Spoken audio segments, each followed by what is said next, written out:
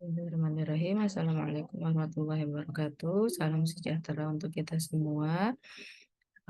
Baik, bagaimana kabarnya teman-teman semua? Di sini saya akan memberikan satu rekaman berkaitan dengan materi pertemuan kedua, konseling keluarga dan perkawinan. Ya, jadi saya harap eh, video ini bisa menjadi satu bahan untuk teman-teman bisa lebih memahami apa saja yang ada di materi pertemuan 2, gitu ya.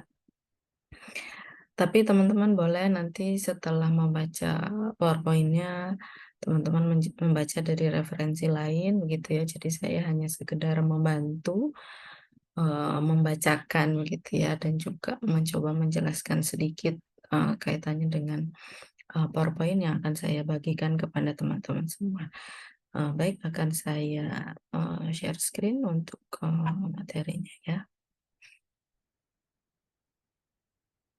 Ya, ya jadi untuk materi yang kedua ini adalah kaitannya dengan family counseling ya, atau bagaimana kita mencoba untuk lebih memahami apa sih bedanya antara konseling keluarga dengan konseling yang lain ya. Jadi seperti nama mata kuliahnya adalah konseling keluarga dan perkawinan, maka penekanan pada mata kuliah ini adalah konseling gitu ya. Hanya saja kita akan melihat dari sudut pandang keluarga dan juga perkawinan. Jadi kita bisa lihat berdasarkan sejarahnya, konseling keluarga dan perkawinan itu adalah satu ilmu yang cukup baru, belum terlalu lama, seperti halnya mungkin sudah sempat saya sampaikan di pertemuan pertama gitu ya. Jadi awalnya, banyak pasien gitu ya, yang bertemu dengan dokter, mengeluhkan masalah-masalah keluarga. Jadi selain masalah secara fisik begitu ya, kalau pasien biasa berkonsultasi dengan dokter, ternyata, pasien juga berkonsultasi tentang masalah keluarganya, atau seperti masalah hubungan yang tidak harmonis, gitu ya, kemudian masalah kecemasan, kemudian masalah seksual misalnya gitu ya, sehingga akhirnya para dokter ini mulai gitu ya berdiskusi untuk membuat satu tim khusus gitu ya, satu unit baru yang memang diperuntukkan khusus untuk menangani masalah-masalah keluarga. Melihat itu ternyata para ilmuwan lain gitu ya, praktisi lain seperti psikolog, sosiolog, antropolog ternyata juga tertarik begitu ya dengan isu ini gitu, sehingga akhirnya mulailah terbentuk konsep konseling keluarga.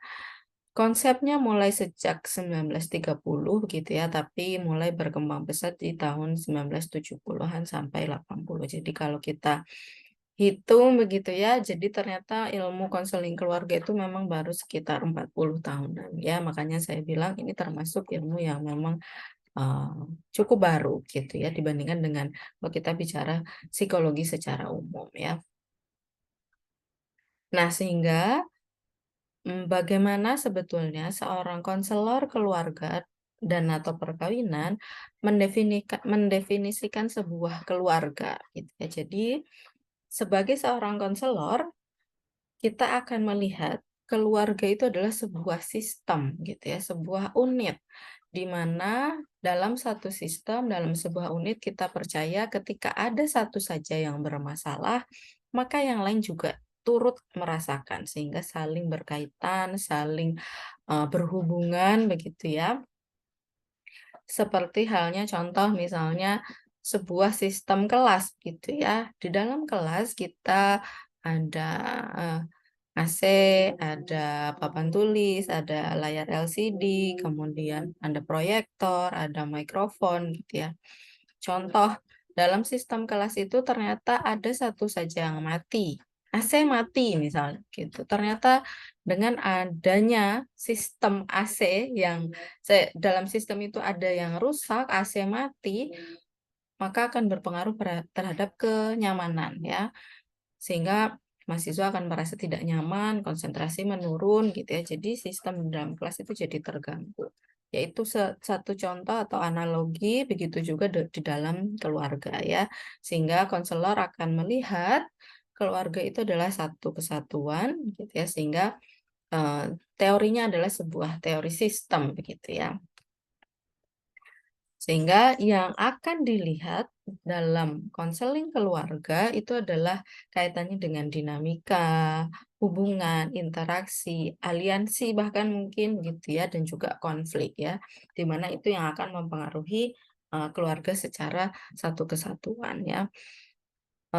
Aliansi misalnya contoh ketika ada di dalam keluarga seorang anak saat itu sedang marah dengan bapaknya gitu ya.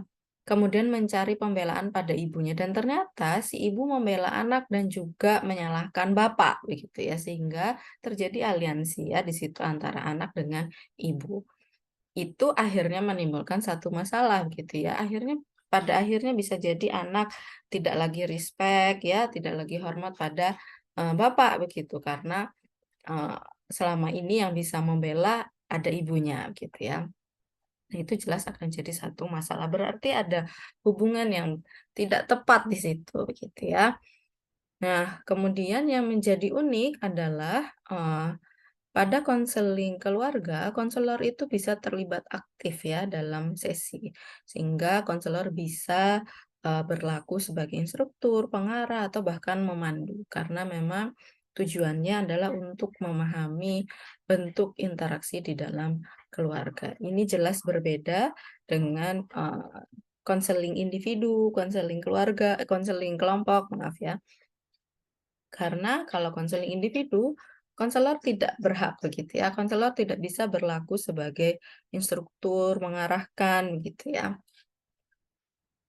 Karena tadi balik lagi, fokus dari konseling keluarga adalah untuk melihat ya interaksi di dalam keluarga. Sedangkan konseling individu, konselornya fokus pada bagaimana mengembangkan potensi pada diri klien sebagai seorang individu, bahwasannya klien ini masih bisa menyelesaikan masalahnya sendiri, hanya saja terpendam, terlupa begitu ya, sehingga dibantu oleh konselor untuk kembali mengingat dan menggali potensinya kembali gitu ya.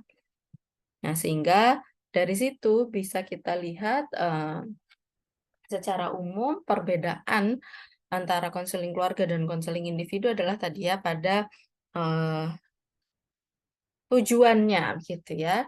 Dinamikanya yang dilihat dalam sesi konseling adalah melihat dinamika, interaksi, hubungan antara anggota keluarga, kemudian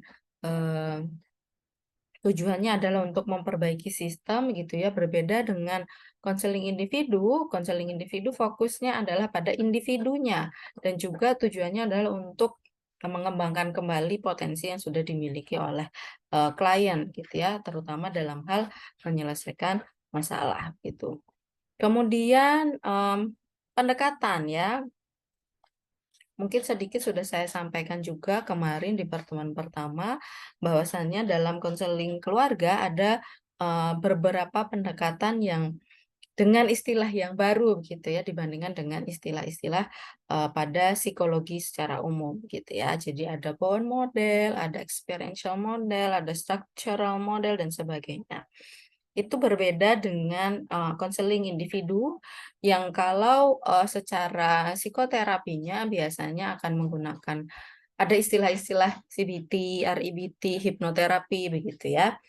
Namun asal teorinya sama ya. Jadi asal teori dari Freud psikodinamika sama begitu ya. Artinya percaya begitu ya bahwasannya masa lalu itu mempengaruhi masa depan. Itu sama dengan pendekatan Bowen model yang ada pada konseling keluarga dan perkawinan ya. Dasar teorinya sama, hanya saja nama pendekatannya berbeda dan kemudian eee, konsep ya, konsep dalam hal menerapkan eee, ilmu tadi, teori tadi pada sesinya yang caranya berbeda gitu ya, tekniknya jadi berbeda ya. Kemudian sesinya, prosesnya itu stage of development-nya sama ya, seperti contohnya building rapport ya, kemudian katarsis, eksplorasi, parafrase, insight, action, sampai ke closing itu sama ya, baik di konseling individu, konseling keluarga, maupun jenis konseling yang lain ya. Untuk stage of development-nya tetap sama gitu ya. Ya, jadi itu sedikit penjelasan tentang konseling keluarga dan juga konseling individu. Pada konseling pasangan atau konseling perkawinan gitu ya, sebetulnya konsep dasarnya sama seperti konseling keluarga, artinya yang dilihat adalah interaksi ya antar pasangan gitu, bukan pada masing-masing individunya. Namun kita akan lebih banyak membahas di sini adalah kaitannya dengan kapan sih begitu ya kita bisa merekomendasikan konseling pasangan atau ternyata lebih merekomendasikan konseling individu dibandingkan dengan konseling pasangan gitu ya. Yang pertama alasan untuk merekomendasikan konseling perkawinan atau konseling pasangan yang pertama adalah pasangan melihat bahwasannya masalah itu saling berkaitan. Jadi memang satu dengan yang lain mempengaruhi ya, suami dengan istri mempengaruhi gitu ya. Kemudian ada keinginan untuk menyelesaikan secara bersama-sama dan juga fokus tujuannya sama gitu ya. Karena apa? Artinya klien pasangan ini gitu ya sadar bahwasannya mereka memang perlu bantuan gitu ya, menyadari adanya masalah dan juga menyadari perlunya bantuan, sehingga sangat direkomendasikan untuk, melakukan konseling, perkawinan. Namun di balik itu ternyata ada kontradiksi kaitannya dengan, eee, kemungkinan gitu ya, kemungkinan, konseling perkawinan itu bisa diberikan, ya. Yang pertama alasannya adalah karena ternyata hubungannya sangat buruk gitu ya, hubungan sangat buruk, tujuan sudah bertolak belakang dan konflik sangat intens gitu. Sehingga yang direkomendasikan pertama adalah konseling individu terlebih dahulu dibandingkan dengan konseling, pasangan atau konseling perkawinan, ya. Kemudian ada berikutnya misalnya salah satu pasangan gitu ya, punya gejala, kecanduan begitu ya, atau bahkan punya gangguan gitu ya, kaitannya dengan kecanduan, kecemasan, depresi gitu ya, sehingga sulit gitu ya untuk, fokus pada permasalahan. Karena dalam sesi konseling kita perlu adanya, fokus begitu ya, bisa memahami dari sudut pandang yang baru begitu ya. Sedangkan individu-individu yang sudah kecanduan begitu ya, terutama alkohol dan narkoba, itu kan memang yang diserang adalah, nah, otak ya, sehingga kognitifnya terganggu. Maka yang perlu dilakukan adalah intervensi terlebih dahulu, terapi, rehabilitasi, seperti itu ya. Tahu adanya kekerasannya ini berbahaya, kaitannya juga dengan, kode etik kita, sudah saya harap teman-teman ingat ya kaitannya dengan kode etik. Ketika, ada sebuah sesi, konseling, terapi begitu ya, ternyata membahayakan salah satu atau banyak pihak, maka harus dihentikan gitu ya. Kemudian ternyata juga, menjadi satu kontradiksi ketika ada pasangan yang sudah banyak kali mengikuti sesi konseling perkawinan dan tidak berhasil ya, mengalami kegagalan. Maka bisa jadi ini perlu direkomendasikan untuk melakukan sesi konseling individu terlebih dahulu untuk, bisa menentukan kembali sebetulnya arah tujuannya itu seperti apa. Apakah memang mereka masih mau, bersama, menyelesaikannya secara bersama, masih punya tujuan yang sama atau ternyata sudah berbeda ya. Kemudian kalau tadi kontradiksi, kalau ini adalah efektivitasnya yang menjadi rendah gitu ya. Mungkin berhasil tapi mungkin juga gagal begitu ya, karena tadi misalnya salah satu pasangan sudah punya gejala kecemasan, depresi, kecanduan begitu ya, atau ekspektasi klien yang terlalu tinggi. Datang sesi konselor, sesi konseling harapannya masalah langsung hilang gitu ya kan, tidak mungkin ya karena, eee, semua perlu proses gitu ya. Kemudian misal salah satu pasangan menolak untuk mengikuti sesi konseling pasangan ya, sehingga ini sulit begitu ya, untuk bisa, berhasil tadi ya, untuk berhasil melakukan sesi konseling, pasangan atau perkawinan. Karena ya nanti misalnya bisa terjadi ketika dalam sesi pasangan yang tidak, apa ya, tidak menginginkan mengikuti sesi itu hanya menjawab, "Iya, enggak, saya nggak merasa gitu kok." Setiap kali ditanya, "Bagaimana pendapatnya?" "Saya nggak merasa gitu," gitu ya. Setiap kali ditanya, "Bagaimana perasaannya?" "Saya nggak merasa gitu," gitu ya. Sehingga kan sulit ya untuk bisa, efektif gitu. Atau juga karena, menemui klien dengan masalah yang sudah sangat, banyak begitu ya, sehingga untuk mengurai, perlu waktu, perlu proses dan juga, kesulitan untuk melihat sebetulnya mana sih yang urgent begitu ya. Tapi balik lagi ini adalah satu bentuk dari, masalah-masalah yang menimbulkan keefektivitas dari konseling perkawinan itu rendah, ya bukan berarti tidak bisa berhasil. Kemudian dalam konseling, saya rasa semua konseling ya, sesi konseling apapun, harapannya konselor itu bisa menciptakan suasana untuk berubah gitu ya. Karena klien datang tuh biasanya ingin mendapatkan solusi begitu ya.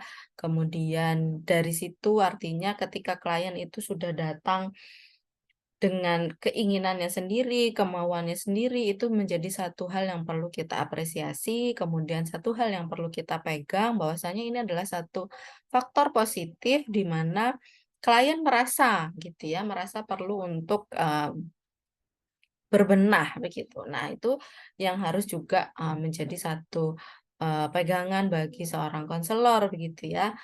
Jangan sampai terlepas gitu ya ketika sudah mendapati klien datang karena kemauannya sendiri, maka itu sudah satu jalan untuk bisa menciptakan suasana berubah begitu ya. Kemudian, dengan bisanya seorang konselor menciptakan suasana untuk berubah, maka harapannya pasangan-pasangan juga bisa, punya sudut pandang yang baru gitu ya.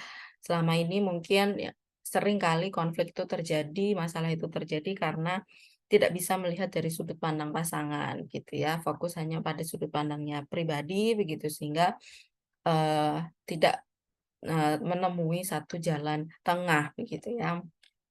Sehingga kalau ada, melakukan sesi konseling perkawinan, maka konselor perlu menciptakan suasana untuk berubah, sehingga klien harapannya nanti bisa berubah juga dalam hal, pola berpikir ya. Kemudian, dalam hal melaksanakan konseling perkawinan diperlukan adanya tujuan yang jelas begitu ya. Bagian mana yang ingin diselesaikan, bagian mana yang akan jadi fokus begitu ya. Harapannya akan seperti apa begitu ya, dan juga, pada poin terakhir disebutkan tujuan tuh perlu dinyatakan dalam bentuk yang positif ya. Daripada mengatakan, "You don't care about me," menjadi, "I want to spend more time with you," ya. Dalam satu, teknik yang juga umum ada pada, konseling keluarga atau pasangan adalah, I statement. Tekniknya disebutnya I statement, yaitu setiap kali mau menyampaikan sebuah kalimat, upayakan untuk memulai dengan kata "saya," gitu ya. Jadi seperti halnya tadi ya, menggantikan dari kamu nggak peduli sama aku berubah menjadi saya itu sebetulnya ingin menghabiskan lebih banyak waktu bersamamu gitu ya. Sehingga kan itu terlihat lebih positif dan juga tidak, dalam bentuk komplain gitu ya. Sehingga harapannya perilaku berubah maka perspektif juga, berubah ya. Ya saya pikir ini tantangan yang umum ya dihadapi oleh semua konselor begitu, ketika dihadapkan pada klien yang, saling menyalahkan gitu ya. Maka harus ada, teknik-teknik yang tepat sehingga bisa mencapai tujuan yang sudah ditentukan tadi ya. Kemudian dalam hal, mengikuti sesi konseling, maka pasangan diminta untuk berkomitmen gitu ya, mengikuti semua prosesnya, begitu ya, alurnya, caranya, supaya bisa tercapai, tujuan yang sudah diharapkan tadi. Dan juga secara profesional bisa, dalam hal membuat kontrak begitu ya. Ditulis apa saja yang memang perlu dilakukan oleh klien, yang menjadi tanggung jawab konselor gitu ya, termasuk sampai ke biaya begitu ya, kemudian ruang, waktu, dan sebagainya ya. Oke, itu tadi, pengantar ya untuk, teman-teman saya harap bisa lebih memahami, materi pada pertemuan kedua. Selebihnya nanti teman-teman bisa, eee, mencari di referensi begitu ya, buku, jurnal gitu ya untuk lebih bisa, memahami sebetulnya apa sih makna konseling keluarga dan perkawinan gitu ya. Dan satu yang menjadi, titik penekanan saya bahwasannya memang, salah satu syarat untuk bisa teman-teman mengambil kelas konseling keluarga dan perkawinan adalah sudah lulus mata kuliah intervensi dasar satu sehingga harapan saya, pada materi ini teman-teman juga jadi kembali bisa mengingat, begitu ya materi-materi yang ada di, mata kuliah intervensi dasar satu sehingga teman-teman jadi bisa membandingkan, "Oh iya kalau di, konseling individu yang sudah teman-teman pelajari ternyata fokus, tujuan, begitu ya, tekniknya itu seperti apa. Sedangkan di konseling keluarga dan perkawinan tujuannya berbeda, gitu ya. Baik, saya harap apa yang saya sampaikan hari ini bisa membantu teman-teman untuk lebih memahami, kaitannya dengan materi pertemuan kedua. Baik, itu saja pengantar dari saya. Ada salah dan kurangnya saya mohon maaf. Salam sejahtera untuk kita semua. Assalamualaikum warahmatullahi wabarakatuh.